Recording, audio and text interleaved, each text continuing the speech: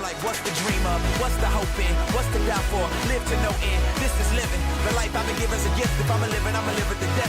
So what's the dream of? What's the hope in? What's the doubt for? And live to no end. This is living. The life I've been given is a gift. If I'ma live it, I'ma live it to death. Yeah. All right, my name is Grady Polcyn. For any of you that aren't aware who I am, I'm excited to be here with you today.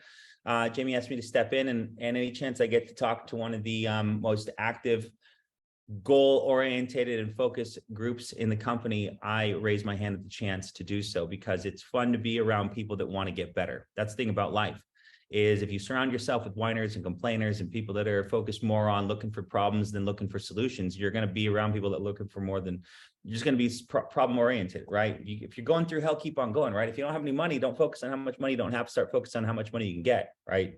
They talk about, if you have $1,000, do you save it up and try to, pay your bills early, or should you take that money and throw it into leads and put yourself and give yourself at-bats and chances in order to make more money? And it's very counterintuitive, counterproductive to what society would teach us, what society would brand us to think. But the reality, though, is you can't get much more out of $1,000 than the upside if you go out there and buy 60, 70, 80, 90, 100 brand new leads. And, for all of us to be a part of Family First Life, to be a part of this opportunity, to be in a position where each and every day we've got the opportunity to go out there and make more money, it's a very humbling place to be. Now, granted, is everyone taking full advantage of the opportunities? Everyone work as hard as they possibly can? I mean, that's for them to derive. That's for them to decide. That's for them to, look internally and going, I'm giving it my all. Here we are 46 days out till the end of the year.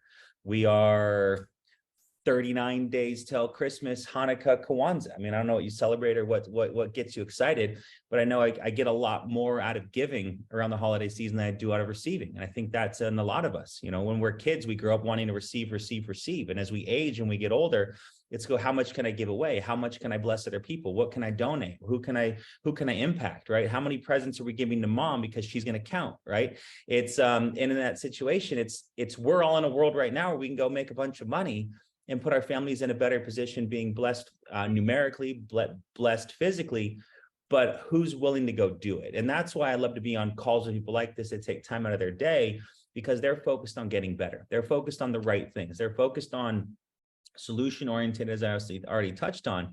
But where there's no focus on growth, you're going to constantly just swirl around in purgatory. And for my highly religious folk out here joining us from the South, or wherever, Josh, you in the South? Is Atlanta the South? Which is odd, because I would call it the East.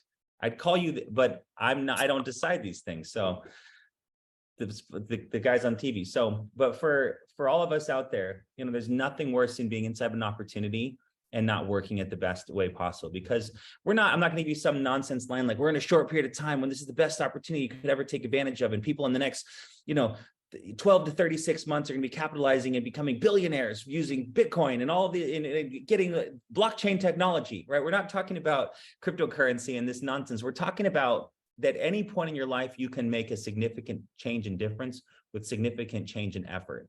And that's where I always try to live in. I try to go, you're doing better, but you're not where you should. You're doing better, but you're not where you want to be. You're doing better, but not where so-and-so is. And if so-and-so can do it, you can do it great, right? So for all of us here, looking at the end of the year, looking at the time coming up, looking at the new beginning of 2023 and thinking about what great goals we want to carve out for ourselves. That's where a call like this comes together, when you can put yourself into place. Now, we've got our convention coming up here in early February. BOM's going on if you're participating in those based on where you live. Leads are going like crazy. Work spots is going like crazy. People are selling like crazy. And it says, what are you going to carve out? What are you going to create? What are you going to do? And I ask these self-provoking questions because if you don't ask yourself what you're trying to accomplish and what you're trying to do, you're going to succumb victim to just average, ordinary, mediocre, purgatory-driven lives.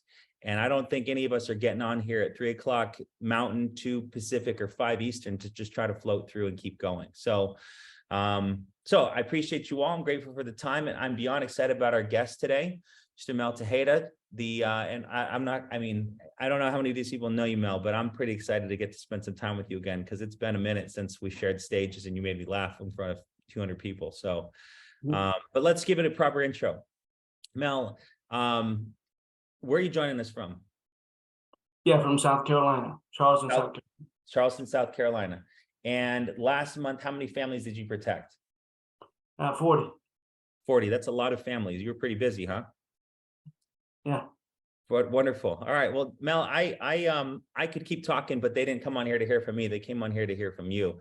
I'd love if you give us maybe some insights and backstory, how you found FFL, what you're doing as far as mindset changes that maybe you had to make when you first got started in the business, and then what you're focusing on. Then maybe we can jump into some scripts and some leads flows that you're using. But let's start with maybe a little backstory on you so everyone kind of get more familiar with you.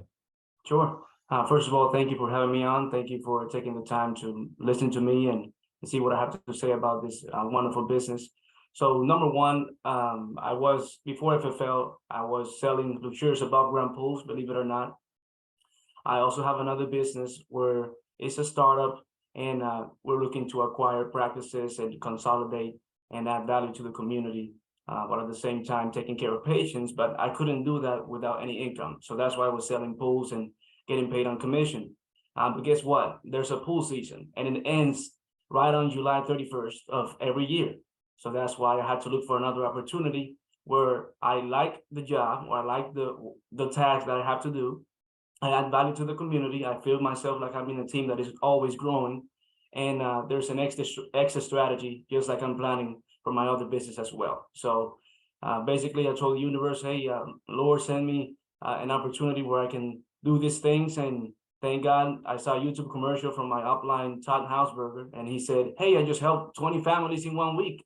And I was like, oh, well, the rest is history. I'm here. YouTube commercial. People actually watch those things? Yeah. That's incredible. So I was not even searching for it. You know that, for example, like Google or YouTube, whatever, if you're in the app and you're talking about an opportunity or something, you get a bunch of videos about opportunities or sales, or, you're talking about something the iPhone recognizes what you're talking about. And I just happened to run across the top. How cool, man. I love it. So above ground pools, and then now you're a life insurance broker to the stars. Amen. Yeah. Now, partner, babies, any pressure? Or are you just ambitious bachelor? Ambitious bachelor, yes, 2 businesses. Ambitious bachelor. You're a rarity, right? Yeah. Good. I'm glad you know that, because the problem is that you go find these lazy bachelors and you try to make them ambitious bachelors, and they have nothing that pushes them. They've got nothing that gets them up early and makes them up stay late. Like is it your upbringing? Is it family? Is it your church community? What is it that drives you? Yeah, so I think it's family and my purpose. Number one, I always saw my mother and my father always go at it, do their best they can in their careers, and they're still doing it. So you basically, when you are a child, you do what you see your parents do, not what they tell you to do, if that makes sense. Correct. And then secondly, I just have a great purpose. It's very clear, it's very specific, and I'm just here to add value to the community in both companies. Number one, with the medical practice management company, we want to partner with doctors who don't overtreat their patients. Like I was overtreated when I was young on the second molar here, and my mother had to pay a big bill for that, for something that didn't have to be done, or the procedure didn't have to be done. Long story short, I joined the military when I came here about 6 years ago, and in El Paso, Texas, I was sent to the medical center because I almost fainted in the desert, and then they discovered that I was overtreated. Long story short, I decided to create a company where we consolidate those practices and focus on those who are really doing the stuff that needs to be done on the patients and not overtreating. And I need to fund that business, and FFL has been the vehicle for me to fund the staff, and at the same time grow even a bigger business with FFL and add value to the community, help agents just like you are helping since the get-go. No, it's so true, because when you find, like I said, ambitious bachelor, there are things out there. Do I want everyone to die selling life insurance or die running an agency? I don't want anyone to die ever, but I don't have control of that. But what I do want is I want people to find their, whatever it is that they want to do, and to do it well. I mean, and so to hear whether it is philanthropy or your family or another business to help people not go through some of the same trauma that you've been exposed to in your life growing up, insurance, there's no greater, faster commission payout that I've yet to see than what we have with life insurance. I mean, the insurance carriers are looking for clients. They're looking to compensate agents for bringing those clients to them. And they're looking to, make that 100-year-long relationship continue to thrive. And if you can be wise enough, as you are, Mel, to leverage that relationship, to get in the middle, be a good connector from clients to carriers and get compensated for it, who knows, you make a bunch of money and go do whatever you want to do. We were on a call this morning. The guy was talking about starting orphanages. I mean, that's incredible. Maybe someone on here's passion is becoming an architect or opening a restaurant or retiring their mom, right? Whatever that goal is, you can do that by going out there, getting enough leads and treating this like a business and learning that leverage ratio between money invested to capital returned. So I love it, man. So how long, just give me the timeline again. How long have you been with us, ballpark? Right about a year. A year. Okay. And then did you start protecting families, 40 families a week, 40 families a month, month one, or was it hard to get started? No, it was, I don't want to say it was hard. I was building the team for my other business. So I got contract in August, and then I just started working or selling, if you want to say, 40 plus hours per week, December. And I was 33 families. In your first month, second month? First, it'll be the second month. Yeah. Yeah. So are you going to hit Hall of Fame this year? We are on track. So you just got to keep hitting. Okay. That's right. You told me that I'm going to put the jacket on you on stage. Isn't that correct? Otherwise, we get to shave your head. Remember that? I thought that was part of the agreement. Yeah. Yeah. Okay. All right. Well, I don't want to shave your head. So let's just go sell some insurance and again, get some capital going. So, so are you part-time? Are you full-time? Yeah. So this is funny. My standards are, if full-time for me is like 60 plus hours per week. And Dave Witcher has this saying like, oh, Melvin, so how many hours you're working on? I said part-time. Like, how many hours is that? 40, 45. And what about the other hours? 60 hours in the other business. So right around 110, 120 hours per week. That's how I run. So give us your schedule, because I think that's the challenge for a lot of people that get started in this, is they come from a job, wake up whenever, just early enough to get clothes on, go to the bathroom, chug some coffee, pick up a McDonald's sandwich and get to the office by 9:01. 45-minute lunch, then check out at 4:58, and then head home for with a six-pack looking for sitcoms. That's 5 days a week for society. So when you're exposed to entrepreneurship and it's like, it's you against the world, how hard can you run? Well, I don't know, how hard am I allowed? How hard should I? Give me something to follow. Within the timelines that you have, what do you go to bed, wake up, rituals, routines? What do you do? Give us an example of schedule of someone that wants to be a full-time producer here at FFL. Okay. So from start to finish, let's say, say Sunday, week starts Sunday. On Sundays, I basically dedicate most of the day for the other business. What do the hours look like? 10 hours. It depends if I'm going to eat lunch with family or not, but it's usually going to be starting at 6. I'm just going to be sending emails. I send a bunch of emails for the other business, and I have a staff that basically takes track of that, and I just cold call later in the day. I do a lot of cold call. Here we are privileged that we have warm calls, not cold calls, so we can buy leads for people who say, hey, I need insurance. But back on track to your question, Monday comes in, wake up at 4:30. I do my meditation, visualization, affirmations, go to the gym right around 5, and then from 5 to 6 I should be done with the gym. Between 6 and 7, I do my hygiene and whatever needs to be done before dialing for my other business or sending emails. So from 7, ideally, from 7 to 10 is my time for the other business. And then FFL starts right around 10. Sometimes it starts right around 11. And I don't eat breakfast. I think, and many of you might agree or may disagree, that you should earn your first meal. And I like to earn my first meal. I don't want to wake up, go to the gym or not go to the gym and just go straight to eating. What is that? So I want to earn the first meal. And then the second meal will be right around 6 p.m. Eastern time, ideally. And then from 1 p.m. to 2, back to the other business. And then from 3 to 4 is essentially an hour for miscellaneous, either recruiting call, either calling staff from my other business, and then from 4 is the sweet spot. From 4 to 10 p.m. Eastern time is the sweet spot for me to basically make revenue with FFL. And then with the exception of 7 p.m., which is my cold call time, sweet spot for my other business. So 4, 5, 6, 8, 9, 10, sometimes 11 for FFL. Yeah, that's our structure. Okay, and that's Monday. That's like for the rest of the week, like that. The whole week, Monday through Friday. Monday through Sunday, through Saturday. Monday through Sunday. Yeah. Saturday. Do you go out with friends on Saturday? No. No. Maybe like for dinner, but no. Not during the day. No. Focus driven. Where does this come? Because you've got big goals, because you've got, a big house you want to buy, because you want a Ferrari. Where is this passion coming from? Because some people are sitting on here going, I've never worked that hard in a month, let alone in a week. Yeah, so I just got out of the Army. I did 5 years in the National Guard, and I was a combat engineer and field artilleryman, and also an airborne paratrooper. Every training that we did, there were like 10 to 12-hour days, and those type of trainings just, I just, kept the routine, kept the behavior. I didn't let that go. A lot of military service members just let that discipline go. I just kept it with me.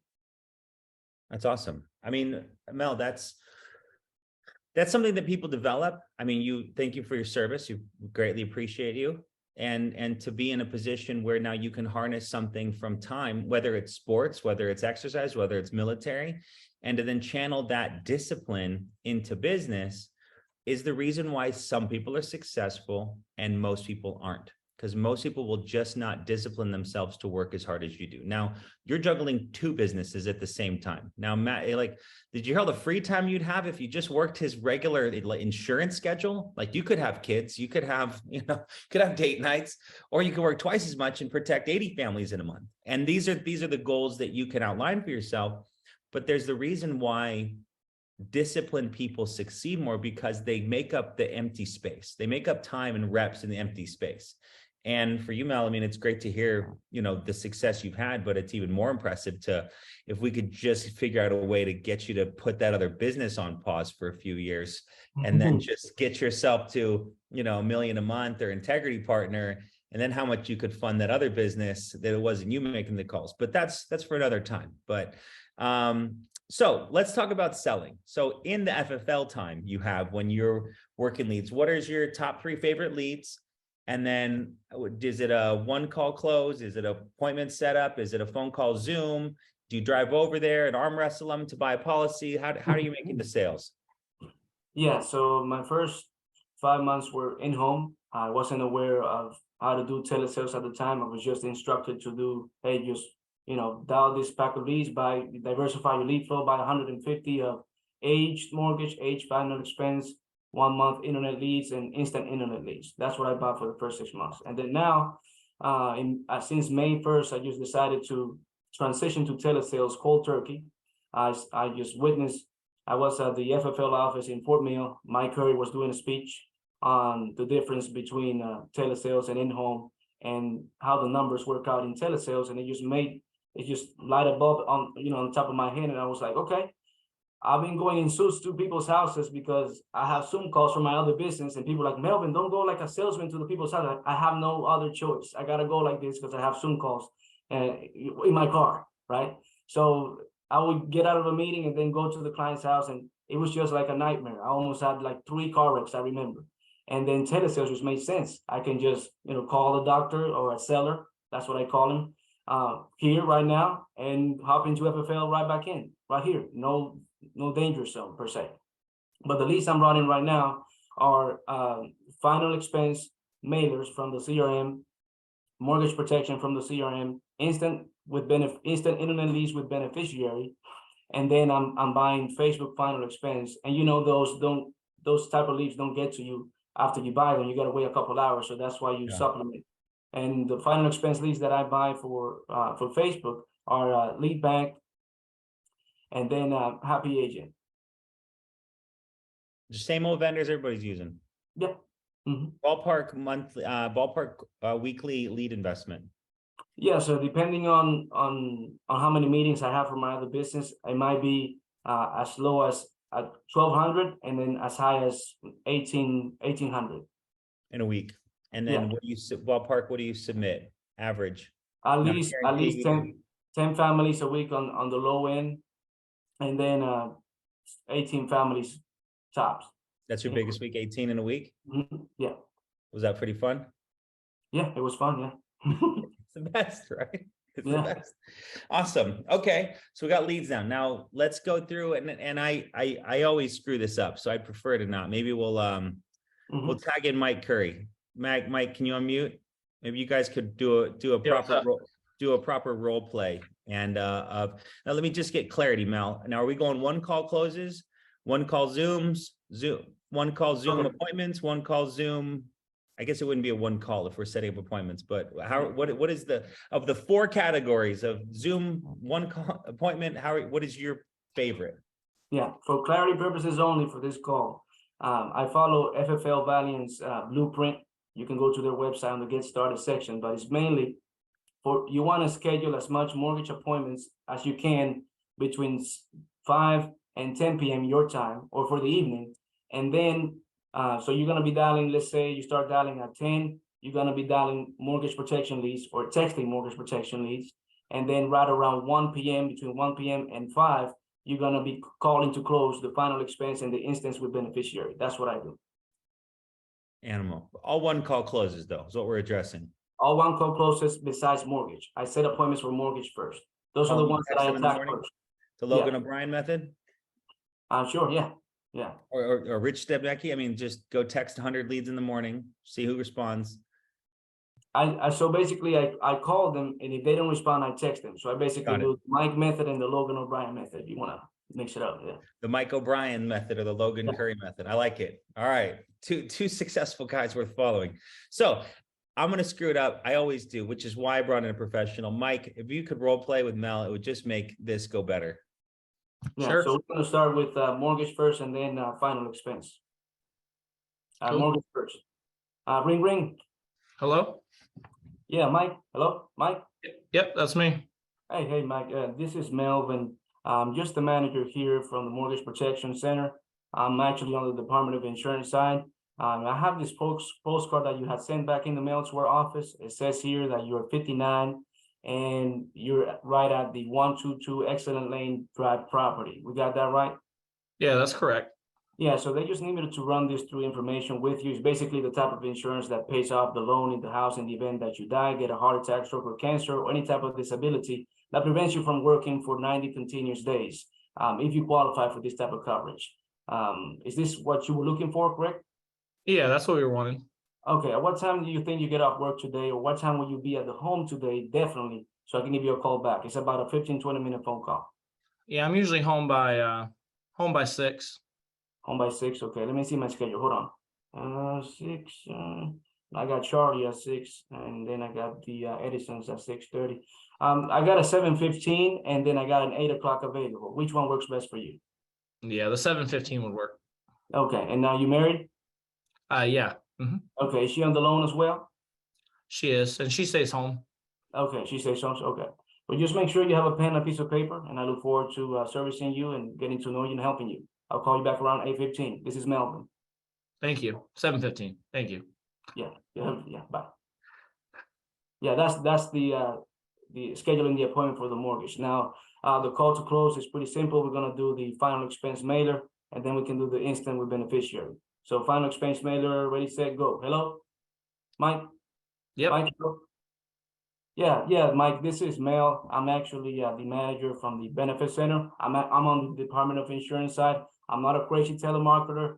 I'm not some crazy guy on the phone. I'm just a field underwriter on the medical side assigned to help you with this form that you have sent in the mail. And my secretary, Linda, actually put it on my desk, and it says here that you are 79 and that you are located at the 123 Success Lane Street. Is that correct? Yeah, that's right. I don't remember doing that. Yes, you probably don't remember that. It's been right around 3 to 5 weeks ago. I'm actually the manager assigned to get this information out to you. This is the state regulated programs that the state has, and I'm the field underwriter assigned to go over this information with you. It says a date of birth here, 7/23 of 59. We got that correct? Yeah, that's me. Okay. And at the time that you filled this out, I just sent you a picture of this form. Can you take a look at it How'd you send it? via text? I can't text. Oh, you can't text? Okay, that's fine. Well, it says here that you were born in March 27 of 1959. Got that correct? Yes, that's right. Okay, so you just wanted to make sure that in the event that you die or get a critical illness or terminal illness, that your family's taken care of. You got that correct? That's it. You wanted to take care of your funeral expenses. You wanted to add a little bit, fill in the gap. What was it that you were looking for specifically, or you wanted to compare some plans? Yeah, primarily final expenses. Final expenses, okay. Is this the first time that you buy insurance or look into insurance? Have you, or no? Yeah, my sister passed away without it, and I think we need some. God, but did you have to come out of pocket for this? Yeah, our family did. Oh, I'm so sorry to hear that. Okay, got it. And then you're looking to get cremated or buried? We would burial most likely, unless my Burial most family likely. changes their mind. Okay, I'm sure that you're aware that right around 15,000 is the average nationwide. But are you looking just for the burial? You're looking to add a little bit more to leave a couple thousands to your children, or just the basic need, or it basically depends on your budget. Yeah, just the burial for now. Okay, gotcha. So we'll take a look at that, and then I'll go on with the appointment. Yeah. Yeah, and then a good thing that I say, and a lot of people like, is, hey, Mike, if this is the first time that you look into insurance, I'm gonna explain you how the process works real quick. They base the rates based on your age, health conditions, and height and weight. So we're gonna take a look at that for a couple minutes, and then I'm gonna make a recommendation as your advisor. I don't sell you the insurance. The insurance carrier sells you the insurance. I'm actually your guy here who's gonna shop around with all the carriers in the country that we're contracted with, and then we're gonna determine which one, number one, pre-approves you, and number two, gives you the best deal based on your specific situation. Does that make sense? Makes sense. Okay, perfect. Are you on Social Security, or you retired, working, or disabled? Social Security. Social Security, okay. Are you retired military or just Social Security? No, just Social Security. Okay, perfect. When was the last time that you went to the doctor, Mike? 20 years. 20 years ago? Okay. Seriously, yeah. Okay, so you're a healthy guy. Okay, perfect. All right, and you a smoker, non-smoker? I'm a non-smoker. Have you ever smoked over the past 4 years? Only when I'm stressed out. What type of substance? Cigarette, cigar, marijuana? What is it that you smoke? Cigars. Cigars, okay. So we actually got a company here, Prosperity, who they don't mind you smoking cigars here now and then. So I'll actually put you here as preferred non-tobacco, okay? Perfect. Okay. Now, I'm gonna ask you some yes or no medical questions. If it's a yes, I would like for you to elaborate a little bit so I can understand your situation and help you. If it's a no, then we'll move forward, okay? Perfect. All right, any COVID-19 since 2020? One time. Yep. One time. Did you take care of that at home like most people, or were you taken to the hospital in a coma like my stepfather 3 years ago? At home. At home? Okay, gotcha. All right. And you were the only person with that at home, right? Correct. Yeah. Okay. All right. And then as far as medication scores, are you taking any medications? Not currently. Okay. Any high blood pressure, heart attack, or anything? No. Okay. And in your family, who in your family on the male side passed away recently and lived the longest? Nobody has passed away yet, thankfully. Okay. Your grandfather still alive? Yeah. Okay. What about, yeah, anybody in your family has died? You told me that your sister died, I think. Yeah, and my mom. At what age did they pass away? 59. 59. Okay. Did what condition? Just an accident. Just an accident? Okay, got it. All right, and I'll put you on a brief hold real quick. I don't have any fancy music. I will just shop around here and for the amount that you want. But basically, we're looking at the burial. I'll find out if there's some, maximum coverage that you can get. We'll take a look at that, see if that works, and then adjust down from there. Basically to the point where you can afford this type of coverage, and I'll be helping you out. So give me just a moment, and I'll go put them on mute for the ones who are on final expense, and then go back, use insurance toolkits, shop around, and then come back with the quote. Once I get to the quote, I tell them, hey, go write down This is the max amount of coverage that you can get, $30,000, Mike. Put it in 30,000 death benefit. Okay. Now, some folks, they like to add accidental to their policy. Others don't see the value. But if you see the value, we can go ahead and add it. But go ahead and add $30,000 for accidental, and I'm gonna give you the other monthly premium without accidental. But go ahead and write $30,000 accidental, and then write down terminal illness, chronic illness, and long-term care. Now, what type of coverage is this? This is a whole life policy. What that means is it's permanent coverage and never expires. Have you ever heard of this before? Yeah. Dave Ramsey says not to buy it. Okay. So do you know Dave Ramsey? Kind of, but not personally. Okay. So Dave Ramsey is not going to be the person paying for the bills or for the funeral coverage. It's actually the insurance carrier if you qualify for this. Okay. So we're looking for something that is permanent since you're 77, right? Correct. Right. Okay. All right. Perfect. So yeah. So this type of coverage is whole life. It never expires and it builds cash value over time. It's recommended that you don't touch that in the event that you run into a financial hardship in the future. Let's say 10 years from now, 15 years from now. Just give me a call and we might be able to see if we can pull out some money from there. I highly suggest against that, but if we have to take that route, you have a tool that you could use as opposed to the bank. Does that make sense? Yeah, absolutely. That's cool. Okay. So the beneficiary, who's going to be that person? Your wife or your children? My wife. Your wife? Okay. Gotcha. What is her date of birth? 9/20/91. Okay. Gotcha. All right. So what is her name? Caitlin. Caitlin. All right. So when you die, Caitlin is going to get, in the event that you qualify for this and you can afford, she's going to get a $30,000 check. In the event that you die in an accident, it's going to double to $60,000. Now, here's the difference. Write this down. $30,000 with accidental, it's going to be $129 per month. It's level premium and doesn't increase every 5 years. It's not like the type of insurance where you go and see commercials like XYC insurance that is $9.95 a month, or XYC insurance that it increases every 5 years or stops at age 85. This type of coverage expires when you die. Does that make sense? Yeah, perfect. Yeah. Okay. So that's that with accidental.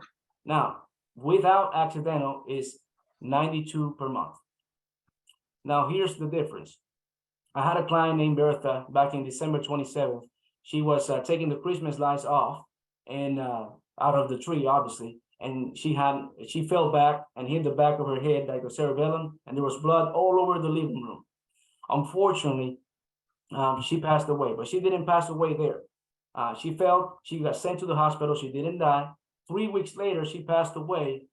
And just because she had an accidental policy included into her death benefit, her husband, Mark, got $150,000 worth of insurance or proceeds.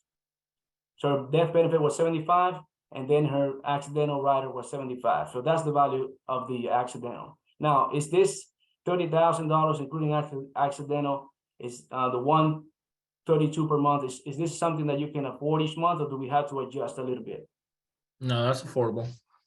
Okay, are you sure you're going to be able to afford this? Like when tough times comes, are you going to cancel the YouTube subscription, or are you going to keep the insurance? No, I mean, I could afford a little bit more if you had it. Okay, perfect. All right, so we're going to go ahead and apply for this. In the event that you want to add more coverage, we can get another policy, but all we can do today is just submit a request for coverage. I can't even tell you that you're going to get approved, but it sounds like you got a pretty good health background. But at the end of the day, we don't know what they may find in the medical records. But this is how the process works for the application. And it only takes about 10 minutes. Again, they're going to check you out. They're going to identify you. And the way they do that is by 3 bits of information. Number one, are you still driving nowadays, or are you using public transportation? Oh, I'm driving. You're driving? Okay. Now, they're going to check your driver's license to check if you're running from the police, or you're not running from the police, aren't you? Not currently. Not currently. Okay, perfect. They're going to check that.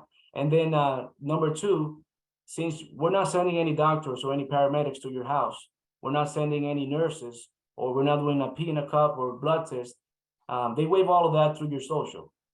My medical records are in the Medical Information Bureau. Your medical records are in the MIB, Medical Information Bureau. So they're gonna need your social for that.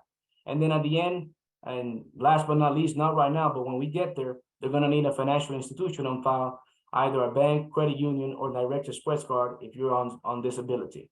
Now, are you on disability, Social Security, or you just Social Security check to your bank account? Just Social Security. Okay, perfect. And then who do you bank with?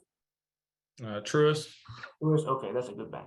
All right, so yeah, they're gonna need the Truist bank account routing and account number, and then just number one, if when you die and you get approved for this coverage, that's where they're gonna deposit the money.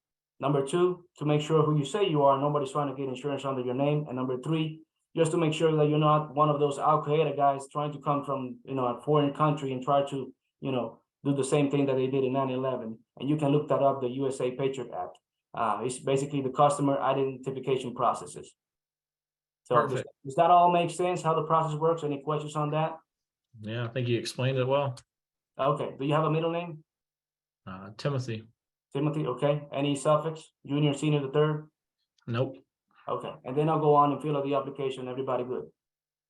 Now, every time that I ask for sensitive information, I try to not throw them off in a sense, not salesy, but being like, okay, we got through that part, it's all good. So when I ask for your social, hey, for the medical records, Mike, what is the social? And then you tell me the social, and then I'll be like, yeah, so do you exercise? I'll throw you off like that. So it's like something normal, so that you don't keep thinking, oh my God, I gave this guy a social over the phone. So that's basically how I do it. Is that my cue? Because that was exceptional. This is just what you do all day long, Mel? Yeah. Yeah. Thank you, Mike. Appreciate your participation. It was very helpful. The reality, though, is the things that you do that are easy for you to do are easy for you to do because you've done them so many times. And what I would hope that all the people with their camera off, whom are hiding in the shadows and not completely paying attention to you, who just made more money last month than most people make in a year, would understand, though, is that in order to get yourself to a position where you can produce like Mel does, you have to do what Mel does. And that was, it was a collection of words that are not something that everyone couldn't say. It's not something that would be uncomfortable for anyone to say. It was very thought-provoking. My favorite part was you booking the appointment when you said, I got Charlie at 6 and the Edisons at 6:30. Can we do you at 7 o'clock? Like, that's such clever positioning as a producer, that when you don't focus on the fact that I can say these simple words that Mel's saying, I just need to go, that was so simple to say. Now, John, I don't have, what time you get off work? I get off work at 5 o'clock. Yeah, I don't have a 5 o'clock, John, but I got a 5:15 or a 5:45, right? The same principles, the same essences apply, but I'm not reading your whole thing, but you're so detailed in what you do because you're a master of your craft. And so, any more is less at this point, right? It's any more is less, right? That's the thing in good sales. No one to shut up. I'd love if you could conclude, just to say thank you. And if you could please drop an MT in the comments below to show Mel some love, but any final thoughts you have, for what you're maybe, I know you got other business goals you're trying to fund. You're an ambitious bachelor, which is a great thing to be able to harness within yourself, but you want to impact change. You want to do more on this life. But what is some advice you'd have for all these other agents out there that are going, hey, I can't do that today, but I can maybe do that next month, and I want to start. What is some advice you've got for everyone out there as we conclude this call, Mel? Yeah, sure. So a couple of things, just like Mike says, almost every script out there with FFL is going to be the same after the intro. So you got to be doing the same thing on the medical questions and moving forward from there. But the intro is different. You got to address each type of lead properly and accordingly. If you're going to call the mortgage protection lead, just, say, hey, this is Mel. I'm the manager from the Mortgage Protection Center. I'm on the Department of Insurance side. I basically run the eligibility for you to see if you can qualify for the mortgage protection that pays off your house in the event that you die, get a heart attack, stroke, or cancer, or disability. Boom. Is that what you were looking for? Bam. That's for that type of lead. For final expense, you just change a little bit the wording, and it's about the final expense funeral coverage that you wanted to get to cover your funeral expenses for cremation or burial, and either leave a legacy behind just besides what you need. And then if it's an internet lead, it's about the questionnaire that you filled out online. That's probably got a bunch of telemarketers calling you, and I'm the manager assigned to help you out and close this file. Okay. And then as far as like taking action, I mean, you hear this every day. You can read all the books you want, you can listen to all the podcasts you want, but there's time for that. But before you start performing and after you start performing, let me explain. So when you wake up and you do your morning routine, just before you start your first dial, you should have trained or listened to a podcast. That's the time to do it. But then after that is performing. You can't think while you're performing. I mean, you don't see the great athletes thinking about a play while they're performing. They don't do that. They perform and then they do the after action report, see how they can improve or sustain what they did good. So that's what I have to say. And then if you're going to read a bunch of books, you better read them in the night or in the morning, because all the books out there is just what they say at the end of the day, just do it. They call it in car sales bell to bell, right? You're on the lot, calling out, trying to get people to come in for an evaluation or lower their rate or come test drive the new car, or you're walking around the lot from bell to bell. And before everything else you do, and I never sold cars. I almost did one time, but thank God I found insurance, because I didn't want to sell cars, but I wanted to make more money. And the big dude upstairs blessed me with life insurance. So thanks, big dude. That's Jesus for anyone that kind of was reading between the lines. But the reality is before 9 and after 9. So Mel, thank you. Thank you for your passion, your commitment, your non-holding back. You know, some people go, you know what, I'm going to give them just a little bit because I don't want, them to learn all my secrets. And it's like, well, there's a lot of people we can sell life insurance to. And for you to just open up the playbook, Mel, it's beyond appreciative. And it just shows the kind of quality of person whom you are. So I'm cheering you on for Hall of Fame. I don't want to shave your head. So let's just focus on getting that red jacket. And everyone out there, make it a great week, right? This week should be a great week, because you know what happens next week? Thanksgiving arrives. And as much as we want to be well disciplined on Wednesdays and Fridays after we eat a bunch of turkey and yams, the reality is, though, when family sits in, hey, you know what's great is taking a couple of days off with your family because you earned it, because the next 8-9 days you go as hard as you possibly can. So you can check out Thursday, Friday, Saturday. Like, why not enjoy a wonderful Thanksgiving? But the problem is you might go sell $3,000 and then you check out on Wednesday because you feel like you've earned it. When the reality, though, is you're going to set yourself up for a brutal end of November and a stressful December.